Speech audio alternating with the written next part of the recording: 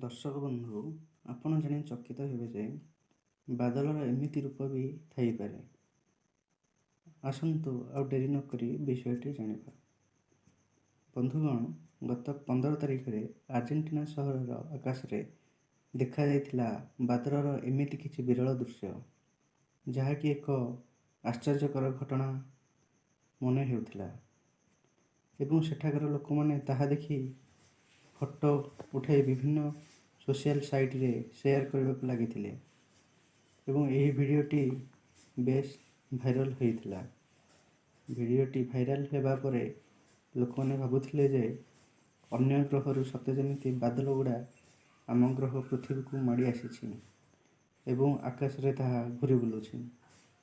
କିନ୍ତୁ ଯେତେବେଳେ ବୈଜ୍ଞାନିକମାନେ ଏହି ବିଷୟଟିକୁ ଜାଣିଲେ ଏବଂ ସେମାନେ ମତ ଦେଲେ ଯେ ବରଫ ତରଳ ଏବଂ ହାଲୁକା ଅବସ୍ଥାରେ ବାୟୁମଣ୍ଡଳରେ ଉଡ଼ୁଛି, ସେଥିପାଇଁ ସତେ ଯେମିତି ଧଳା ପଥର ସବୁ ଏକା ଭଳି ଆକାଶରେ ଭାସୁଛନ୍ତି, ଏହା ଲୋକମାନେ ଭାବୁଛନ୍ତି।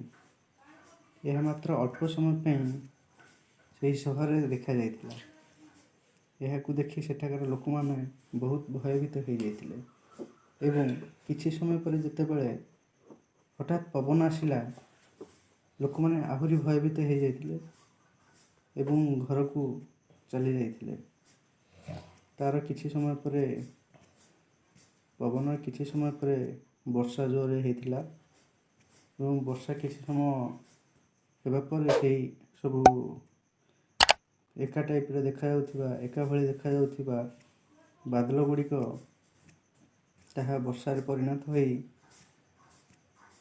କିଛି ସମୟ ପରେ ଆକାଶରେ ଖାଲି ହୋଇଯାଇଥିଲା। ଦର୍ଶକ ବନ୍ଧୁ, ଆପଣଙ୍କୁ ଭିଡ଼ିଓଟି କେମିତି ଲାଗିଲା?